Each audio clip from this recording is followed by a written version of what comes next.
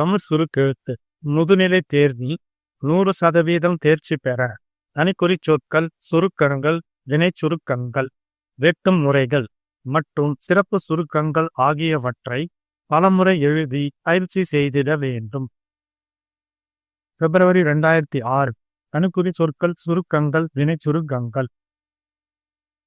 இந்த விழாவில் உங்களுக்கு எவ்வளவு என்பதை இத்தகைய ஆண்டுகளுக்கு இந்த இருந்தது இப்போது நீங்கள் ஏறக்குறைய இருக்கிறீர்கள் ஏற்படுவதாக ஒவ்வொரு அரசாங்கம் உங்களுடைய திட்டங்களை உங்கள் இந்த ஆண்டு அதில் உதாரணமாக ஒரு அப்போதுதான் மக்கள் ஏற்படும் மக்களிடம் இருந்ததால் இது போன்ற அவர்கள்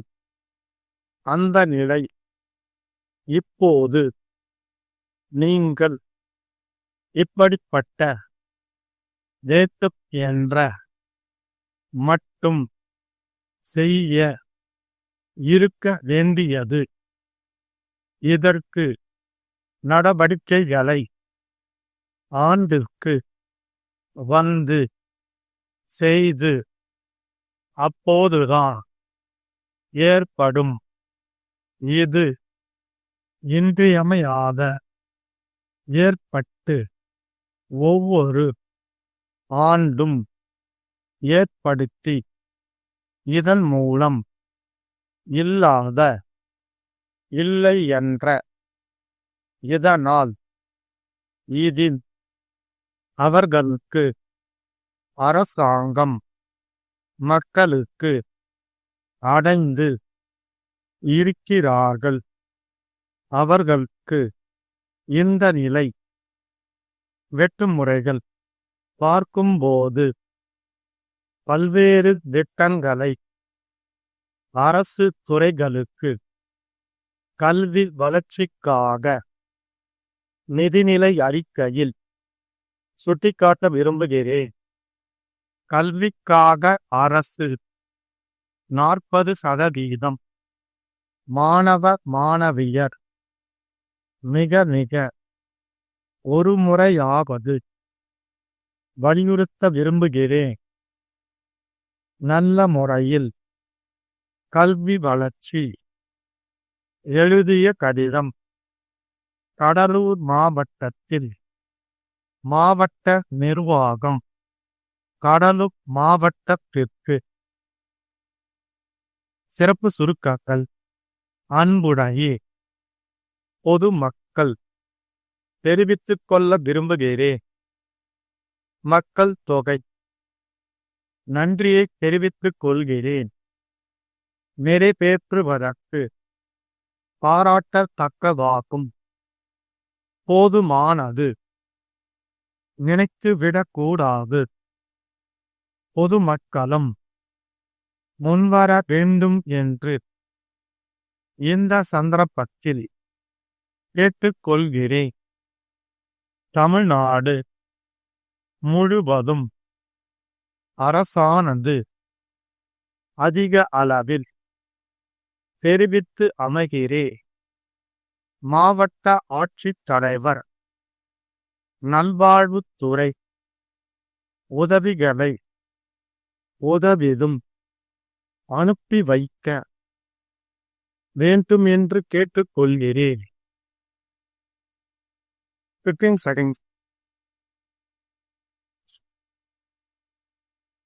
10 seconds.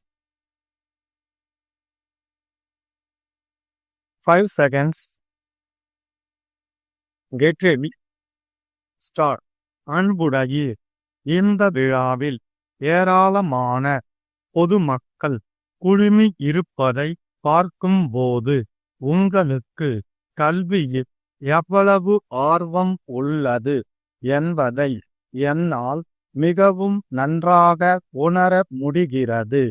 இத்தகைய நிலைமை எனக்கு மிகவும் மகிழ்ச்சி அளிப்பதாகும் என்பதை முதற்கண் நான் தெரிவித்துக் கொள்ள விரும்புகிறேன்.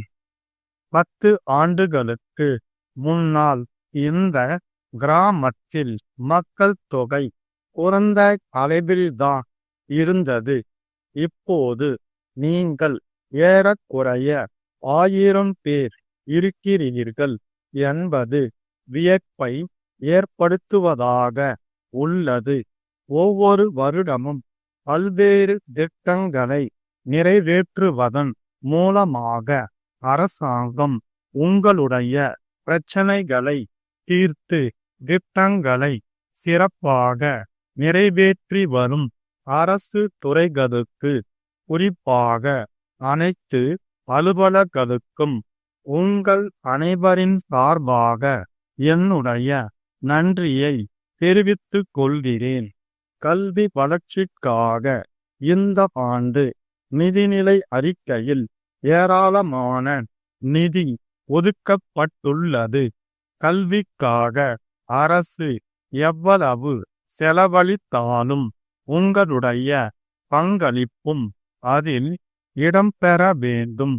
உதாரணமாக, அரசு 2 வகுப்பறைகளை கட்டினால் பொதுமக்கள் ஒரு வகுப்பறையாவது கட்ட வேண்டும்.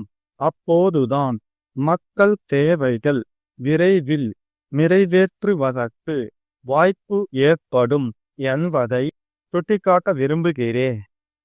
முன்பெல்லாம் மக்களிடம் பணம் இருந்தால் இது போன்ற அவசியமான தேவைகளுக்கு அவர்கள் பணத்தை செலவிட மாட்டார்கள். அந்த நிலை இப்போது மாறி வருகிறது என்பதை நீங்கள் அனைவரும் நன்றாக அறிவீர்கள். இப்படிப்பட்ட பள்ளி கட்டடங்களை கட்ட வேண்டும் என்ற நல்ல சிந்தனை மக்களிடம் வளர்ந்து உள்ளது, பாராட்டத்தக்கது ஆகும். குழந்தைகளை பள்ளிகளுக்கு அனுப்பிவிட்டால் மட்டும் போதும் என்று நினைத்துவிடக் கூடாது.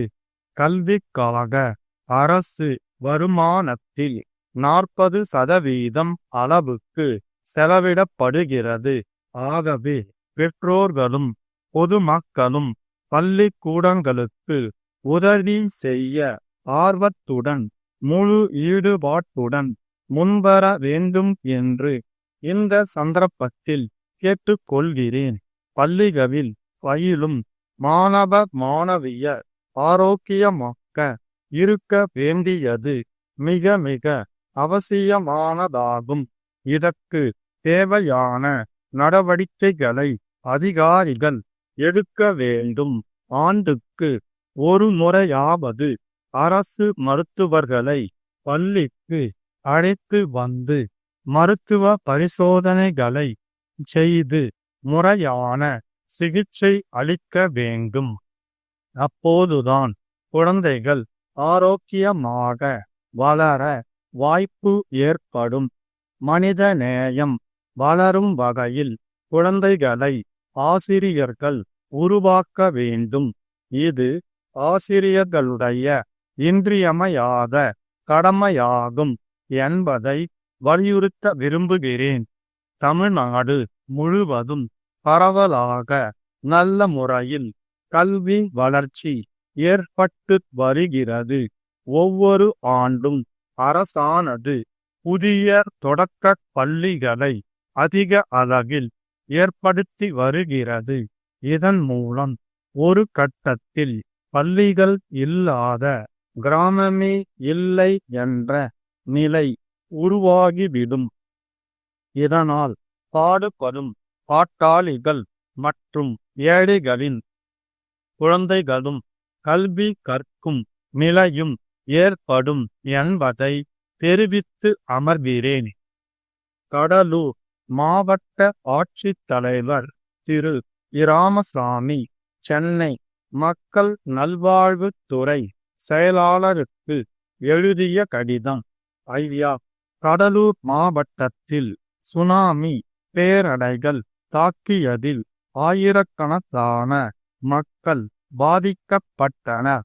இதில் பெரும்பாலான மக்கள் தங்கள் வீடுகளை விட்டு வெளியேறி பாதுகாப்பான இடங்களுக்கு சென்று விட்டனர். எஞ்சிய மக்களில் 30,000 பேர் அரசு முகாம்களில் தொடர்ந்து தங்கி வருகிறார்கள். அவர்களுக்கு அரசாங்கம் தேவையான உதவிகளை வழங்கி நிவாரண பணிகளை செய்து வருகிறது. மாவட்ட நிர்வாகம் சார்பில் உடல் அளவில் பாதிக்கப்பட்டுள்ள மக்களுக்கு சிகிச்சைகளை அளிப்பதற்கு பல்வேறு குழுக்கள் அமைத்து செயல்பட்டோம். சுனாமியால் மக்கள் உடல் ரீதியாக பாதிக்கப்பட்டுள்ளதை விட மனதளவில் அதிகமாக அதிர்ச்சி அடைந்து இருக்கிறார்கள். தங்கள் குடும்பத்தினர் மற்றும் உறவினர்கள் இறந்ததை நேரில் பார்த்ததால் அவர்களுக்கு இந்த நிலை உருவாகி உள்ளது. எனவே அரசாங்கம் மக்களுக்கு உதவிடும் வகையில் திறமையான மருத்துவர்கள் மற்றும் உளவியல் வல்லுநர்களை அதிகமான எண்ணிக்கையில் கடலூர் மாவட்டத்திற்கு உடனடியாக அனுப்பி வைக்க வேண்டும் என்று கேட்டுக்கொள்கிறேன். தங்கள் நம்பிக்கையுள்ள ஸ்டாப்